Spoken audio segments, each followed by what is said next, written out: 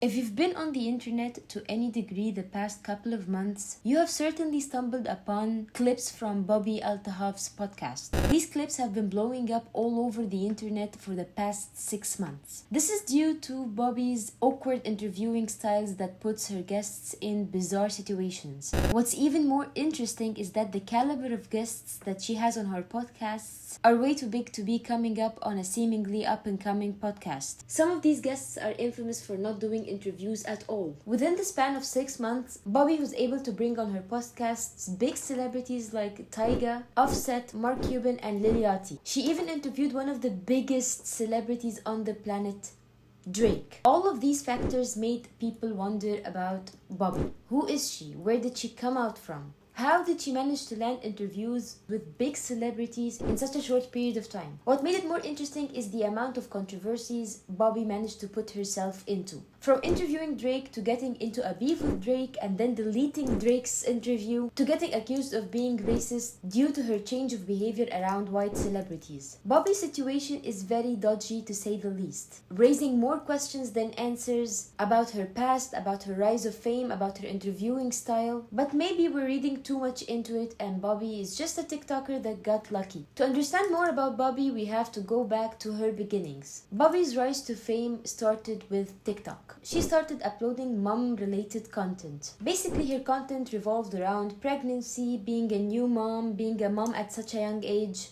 But even since then, she had her deadpan and awkward humor. She was more or less making fun of mom-related TikTok content, while sneakily taking part of this community. Her content appealed to many people and she did find success and gained a huge following. And although she was not as successful as she is now, but her videos did get millions of views. Bobbi's husband is a renowned programmer and author named Bobbi Althoff. He is a well-off guy, which contradicts what she says on her podcast that she is poor and she needs money. There are some rumors that they did get a divorce, but none of these things are confirmed. Bobbi started her podcast, The Really Good Podcast, in April 2023. She posted the first 3 episodes of The Really Good Podcast and quickly deleted them because she was not happy with the numbers that the episodes got. Because it was very hard for Bobbi to get celebrities on her podcasts, she resorted to TikTok, asking her fans if anyone would like to connect her to anyone who's famous. She would give them $300. So what happened was after I ran out of her, I ran out of the people I knew that had following,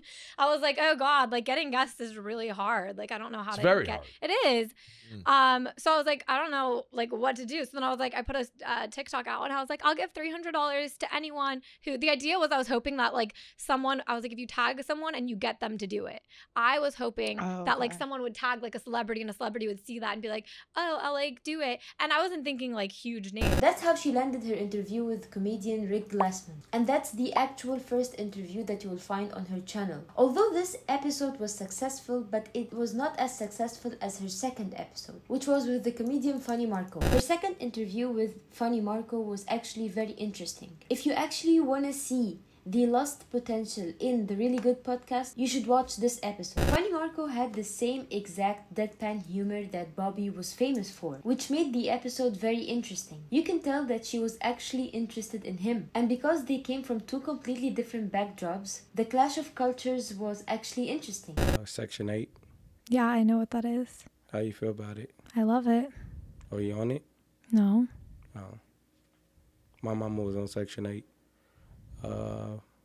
My daddy was a drug dealer. You could see that she wanted to ask questions. She wanted to understand where he comes from, what he's saying, and the awkward style of interviewing only served the show by adding an entertaining value to the interview. Her episode with Funny Marco got her the recognition among many celebrities, and the way she tells the story is that Drake saw snippets from this episode, liked a post, followed her, she DM'd him, and that's how she landed the Drake interview. Just to make it clear, Bobbi did not pioneer this type of comedy. We can see it with Amelia from Chicken Chop Date, who has the same awkward, rude type of interviewing style, and way before that In Between Two Ferns. It's easy to say that Drake's interview is one of 2023's pop culture highlights. The internet got obsessed with this interview. While I don't personally believe Bobbi's story on how she landed the Drake interview, because it's very unlikely to get Drake's attention through a DM. However, Drake has had his fair share of weird situations, like the time where he DM'd Fantano from the needle drop and all this drama, so maybe this might be true. You could feel throughout the episode that Drake's demeanor was, let's break the internet. Let's make the weirdest episode on the internet. At that time, a nobody interviewing Drake on a bed for an hour. This is a brilliant concept. And once she posted her first teaser, Drake's agency WME signed her up. When I saw Drake's interview, I was angry. When you have one of the most famous people on the planet, the worst thing that you could do is to make the episode about you. I felt that the whole interview, Drake was trying to talk and Bobbi was stopping him. She was asking dumb questions, she was being rude, even though it was very clear that he was willing to talk and open up. Unlike Fanny Marco's interview when she was into you're a different person, but I'm interested in knowing more about you kind of demeanor, in Drake's interview, she was completely disinterested. I can't fathom the idea that you have Drake for an hour on a podcast and you still manage to make it boring. If you did the same behavior with someone less famous, no one will care about you. And this is exactly what happened post Drake video. This type of interview style will never work. You'd have to get Kanye West, Elon Musk or Drake or someone who's huge for people to be actually interested in seeing a different aspect of their personality. After Drake's video, have you seen a viral clip from the Really Good podcast? I haven't seen a Jason Derulo, a Maluma, a Tyga short going viral. Bobbi's interviewing technique revolves around a persona that she created. She created an anxious character that can get away with anything. She can be rude to celebrities. She can call them out. What are you wearing today? Did you cut your shirt yourself? You did a interview with Funny Marco. And I just thought it was hilarious, and I followed you from that. No, you didn't. I did, no? No. I feel like I did. I feel like you didn't. Another interviewing technique that Bobbi has is playing a game at the very beginning of her episode. Once a celebrity starts an interview with Bobbi, he can either play her own game, starts calling out her actions, making fun of her, like the way Offset dealt with her. Can you introduce yourself today? Hi, I'm Offset. That's your real name? Definitely. Why are you wearing sunglasses? Because I'm cool. Or he can treat it as a normal interview, trying to seriously answer some of her questions, but this technique always fails. The outcome of this technique is usually a short episode full of silence and awkward talk, and you can see it in the eyes of the celebrity that he or she wants this to end. They are not comfortable and they want the episode to end as quickly as possible. But there is a third way to deal with Bobbi, and that way is what Bobbi wants the celebrity to go for, which is leading the conversation. Bobbi is such a weak interviewer. She's a weak personality. She doesn't have much charisma in her own podcast. This leaves an open window for the celebrity to take over this empty space and steer it whichever way they want. And that's exactly what Bobbi wants. She wants the celebrity to be in their own element, asking her questions, because this will result in some memeable content. You will see the celebrity in a new element, trying to survive an interview, trying to find things to talk about, trying to fill in the gaps and the silences, giving Bobbi the back seat while they steer the wheel. It feels like Bobbi is just begging for some viral clips for TikTok. She also has one of the worst, yet one of the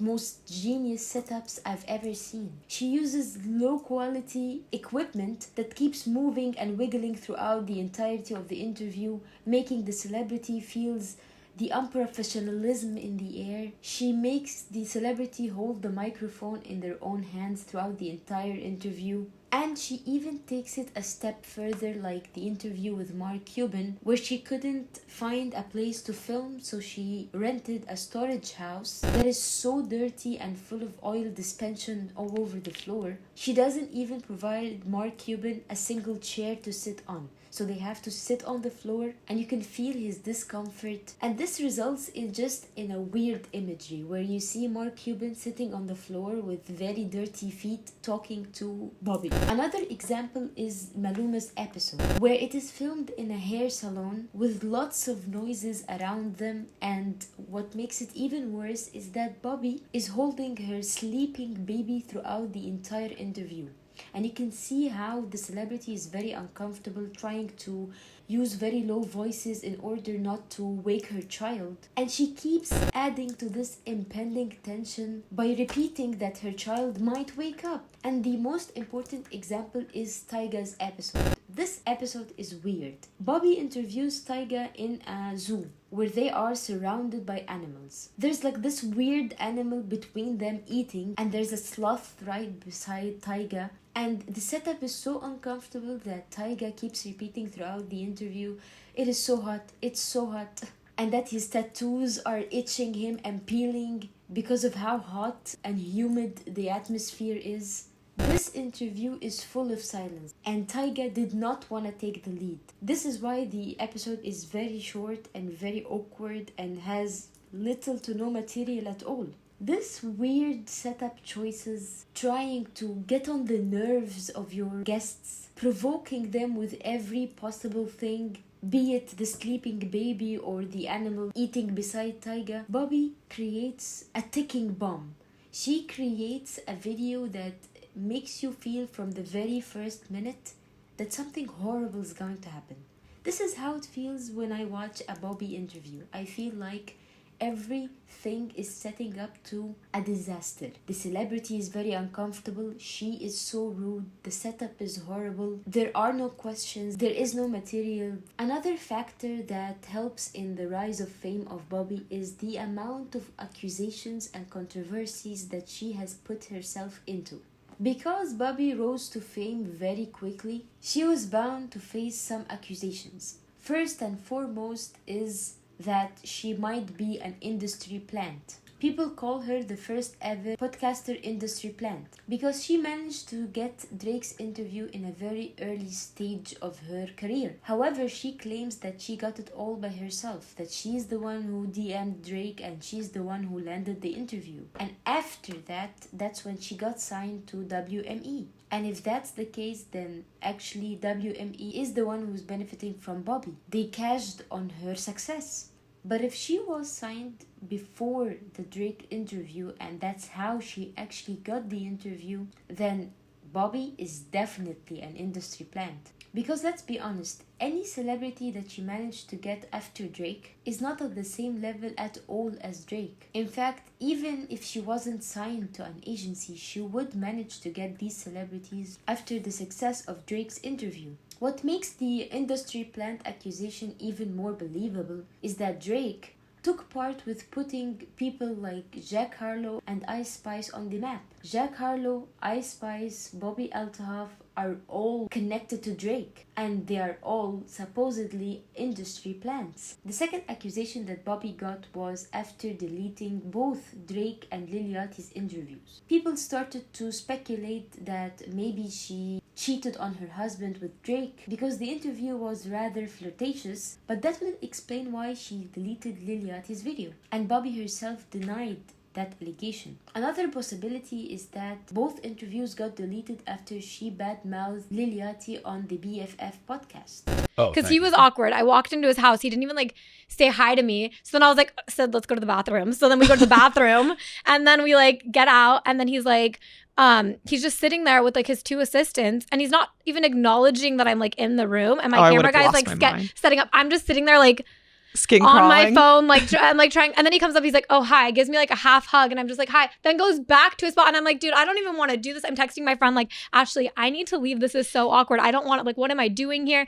And then she's like, lean into this during the interview, like call it out. So then during our interview I was able to be like, why did you do that? My opinion is that this is all a publicity stunt, because what's bigger than interviewing one of the biggest names on the planet? Deleting your interview with one of the biggest names on the planet. This will generate double the hype. Another accusation that Bobbi got is that she is racist. On an episode that was supposed to be out with Scarlett Johansson, she posted a short to tease the episode, and people went crazy as she was clearly out of character, relaxed, and not faking the rude, awkward, anxious interviewing style. People quickly picked up on the change of character. She was accused that she was only confused when she talks to black men, and that's why she puts on her awkward, rude, confused mask. But she is nice, friendly, and relaxed when she talks to a white woman like Scarlett Johansson. And she claims that Bobbi, the interviewer, is a character, is a persona. So where is this persona when she talked to Scarlett Johansson? Eventually, this episode was not released, which begs an even bigger question. How many chances do you get to interview a celebrity? Why does Bobbi keep deleting her episodes? She deleted her first 3 episodes, she deleted both Drake and Lil Yachty's episode, and she did not release Scarlett Johansson's. Actually, no one is as interesting as these names on her channel. After this controversy, her podcast took a deep dive and is kinda heading towards rock bottom. Numbers are declining, the celebrity profiles are declining, and no one cares anymore about Bobbi Althoff's really good podcast. The reason behind all of this chaos is because when assuming that Bobbi is not an industry plant, when she had the chance to be a successful interviewer, she didn't have a plan. She has no humor, no personality, no acting skills, no interviewing skills, and above all, no plan. She was doomed from the start. There's no way for her to actually keep the streak going. Which brings me to the latest episode up until this moment I'm filming on her channel interviewing Jessica Alba. This video has only 200,000 views. I'm talking the biggest podcast at the moment, in a time where podcasts are hot as hell. In this episode, you can see Bobbi is starstruck by Jessica Alba, a successful mom and a successful businesswoman. You can see that her catchphrase throughout the episode is that she wants to be friends with her. She wants her kids to play with Jessica Alba's kids. She's not acting rude or doing her character. She was genuinely starstruck. The way she kept going on and on about how she loves Jessica Alba's pregnancy and post-pregnancy products, you could see that Bobbi was looking at her role model. She wanted to be like Jessica Alba. This is a huge problem. Bobbi cannot be consistent with her character. If you choose to be known for a persona that is unlike your character, you have to stick to it. I feel like every time I click on a Bobbi video, I see a different version of Bobbi. The not so interested one, the little bit interested one, the relaxed one, the starstruck one, but whatever it is, it's not consistent. If you're not interested about what you're doing or who you are interviewing, you are bound to create a not so interesting episode. And how do you expect us as the audience to enjoy the episode? The entire time I was watching Drake's episode, I was wishing that there is anyone other than Bobbi interviewing Drake. The man was excited to talk. He came onto the show, he was in the mood to talk. And every time he's about to say something interesting, Bobbi cuts him off, saying the most ridiculous sentence ever just to throw him off. And if this is fine the first 1 or 2 times, by the 3rd time, I just want her to shut up. I want to listen to Drake and what he has to say. And this is why people watch podcasts, because they want to listen to an uncensored conversation with their favorite celebrity. The story of overnight success and fast declining of Bobbi Althoff makes me wonder about the power that some celebrities possess. Some celebrities can completely change your life and give you opportunities that you would never have dreamt of. And in that moment, you have to be ready. If you're not ready and you don't have a plan, you'll end up like Bobbi. This blessing will turn out to be a curse. And instead of this celebrity giving you life, he will actually be the cause of your failure. I would have preferred to see the gradual success of Bobbi after the Funny Marco interview, because the show did have potential. She would have had time to improve and kind of explore her persona.